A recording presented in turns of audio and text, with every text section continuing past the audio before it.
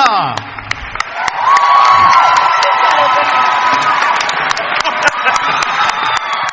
I've been to other conventions when I was younger, but it's nothing like what it is now.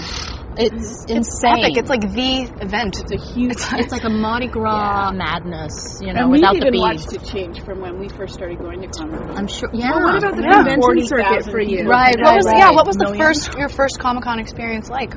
It was not dissimilar to yours, where we walked out on stage and people went crazy. We were like, "You don't even know who we are." Didn't you feel like Had you guys aired already? Yeah. So you guys had already been on air for a while, right? Before you went to Comic-Con the first time? I think we had done a season. A little bit. Wow. So I don't like convention circuit a I lot? did at first for a while. Honestly, it was a great way to see the world. Yeah, Meet fans from around the world. Say thank you face to face. Really cool experience. Meet other sci-fi actors and actresses. Hang out. It's fun, you know. And then when you see them at Comic-Con or you see them at whatever event, it's like there's a connection, which is really cool. But then I stopped doing them for a while and had my daughter, and now I do one every year in England where I raise money for my charity. Oh, how nice. And I did a few this year in the States, which I hadn't done in a long time. So it's fun. It's like kind of fun to connect again. I think so. But it's a cool thing. As long as you I wouldn't go all the time, but it's really cool. And the fans, oh my God. An international superstar, Miss Amanda Tapping. I would go. It's crazy. But I would want to go the way we went. Yeah. Because we were chaperoned. We didn't have to wait in all the crazy lines. We were able to kind of maneuver through a lot of it. See, if and you went to a regular convention now, you'd never make this. No, not. What you mean once the show debuts? It was kind of nice being a little bit anonymous. Yeah, I know, right? Yeah, it's kind of nice being anonymous and not really. I think it was a good way. Yeah, just so much so to get offered a role on the show. Did you hear that story? Oh yes. Oh, it's a pretty funny story. She has a great story with Jamil. So Jamil and I, it was I think our very first day there, we had just landed in San Diego, and Jamil and I needed to kill some time before this event we had that evening, and so I was like, well, I've already been to the convention center. Here, I'll take you. So he and I wander on over there, and I bring him up to the Stargate booth is, and Jamil freaks out like a kid in a candy store. He's just so happy, and so I think the people working it thought that we were uber fans of the show. So this darling, very sweet girl comes up to us and is like, "Hi guys, would either of you be interested in entering a contest? It's for a chance to win a guest star in the new Stargate Universe." We literally, we won, and I thought that my audition was great, but apparently it was the contest that got me. Oh well, but it was priceless. It was one of those moments you couldn't write. It was so priceless. We didn't correct her. We were like, we're good. However, could you take our picture in front of the Stargate? And she totally obliged us. So it was that's pretty funny. That's awesome. Pretty funny. I actually was wondering, this is my first pregnancy working on a show, but both of you worked when you were pregnant. Mm-hmm. Right. Was it hard? Did you find it difficult? My first pregnancy was with my daughter on ER, and they wrote it into the show. The storyline. Mm-hmm. Yes, and I had to actually give birth, my character, before I actually gave birth. For the first time? For the first time. So you wouldn't know. And all I know is, at first, I was going through this whole hypnobirthing. Oh, yeah. It's going to be so easy, and just think of everything opening.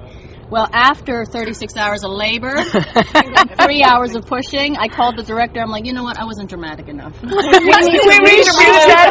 all those scenes of me screaming.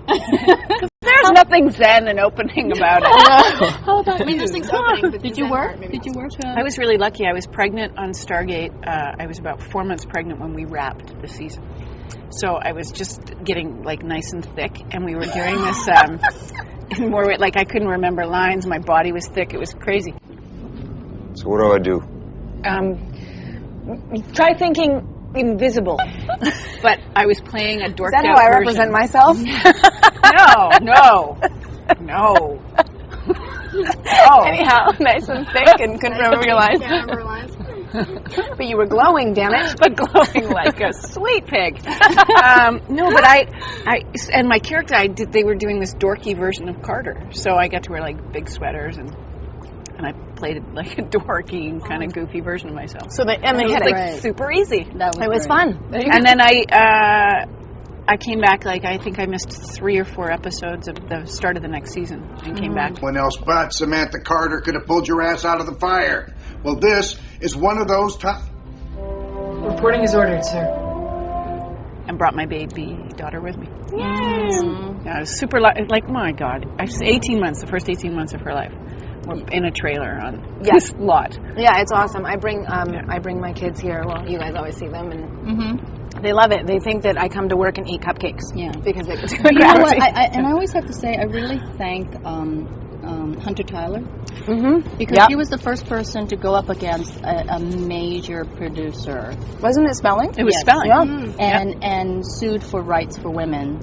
To become, pregnant while in a show, because he had let her go, and because he thought her sex appeal would be brought down, her sex right? appeal would be diminished, and Clearly she was like 5-6 months pregnant, and she showed up. That's right. You are voluptuous. Then nobody would find her sexy. Yeah. Isn't that crazy? How do you work with, like, being a mom and kids? Can you focus, or do you have to completely remove yourself from your mommy role to play your TV role and your work role? Well, I mean, I think all 3 of us can answer that, and you will one day. You will have I to. have a 10-year So plan. listen up. Doesn't come into the last years. But I 10 think years happens quick. Yeah, it really does. one of the main thing that happens is your priorities change. Totally. Yes. Completely changes. Like right now, you're just discovering and you're figuring out, and you have a path that you want to take as an actress. And then once the kid comes along, it's like, everything changes. You reprioritize. It gives you amazing perspective. Which I think amazing perspective. Yeah. And nothing is as important. No. It becomes a great job and a job, but a job. A job. Yeah. And I think I actually have a different journey than all of you will, because I started my acting career as I had kids. I don't know why, and I don't know how. But like when we were at Comic-Con, I brought my kids, and I remember Ming saying, I don't know how you do that. Yeah. But I've never done it Any other otherwise. way. So for me, actually, my kids help focus me, because I don't pay attention to I have to walk the red carpet in 20 minutes, or I have to say something intelligent in this interview. It's like, okay, the kids' bags are packed, the babysitter's here, John, you're going to be here until 10, and then you're going to meet us at the panel, right? And Yeah, so I did that. I took for Olivia me, it to was Comic-Con. focus. I think it's nice because it's kind of like that's like your world are those children, so it kind of makes everything else a little less not important, but a little less precious. You don't. Yes. Not everything is riding on those things, because There's little people are the world. And your too. identity isn't Imagine. completely just entrenched in your work. Right. You took your daughter to set when you were on ER, Oh right? yes. So, I mean, I was breastfeeding same her here. on set, and I mean, she did. Like did it running, with both my pulling off kids. your P90, running into the trailer, I'll never stripping forget. off the vest. I'll never forget one day. And going, I really need to nurse, guys. Yes, oh my God, I was so engorged, and Sorry, guys. sorry. The women will appreciate this one. The women will get Sci-fi, but I was so. I'm like, I told one of the ADs, I have to go pump. I have to go pump. And they're like, okay. So I go into my trailer, and then this is, and the AD is like standing at the door of my trailer, and I hear this, Ming's got a pump. About 15. Okay, and then you just hear, I could just tell. And then you that, just like, see it going everybody on is on there walking. Talking Ming's got about a pump. Ming's pumping. Is Ming done She's double pumping. She'll be there quick. I mean, there's no more sense of forget concern it. about anything. Yeah. Well, and I As think the scene too, goes there's- on, and you get bigger and bigger, and sometimes I'm about to bust out of this. I gotta It go. really hurts. I feel like I should be on a whole different movie. We did when I did Atlantis, I did an episode of Atlantis, and I was in a wetsuit underneath my costume. Oh. And I was breastfeeding, and Olivia wouldn't take a bottle. Yeah. And so I remember, like, there was a break, because it's going to be this camera set up, Amanda, you've got about 20 minutes. And I ran to my trailer, stripped off my costume, pulled down the top of my wetsuit, like, strapped on the baby, in my doorway, dripping wet. My nanny's just sitting there going, for real? And I'm like, yeah. Yeah, well. Okay, good. Purple for me. Oh my God. trying to pull on But this you know, one, I but get that's what you do, that's right? what you do. what And you know, gotta do. the thing is, I get asked a lot, like, how do you manage? Don't you guys shoot long hours? And I feel like we're super lucky on our show. We've got 9 leads, so it's a very collaborative cast. For my schedule, it's been wonderful. I think like any working mom, you figure it out. You get help when you need it. And some things go by the wayside, and the most important things come through, and you just sort of, you work it out. And if you put family first, everything else falls into place. Yeah. It really If you try to does. shoehorn Magically, something else in, it doesn't work. Yeah, Right. magically It's it true. falls into place. Yeah.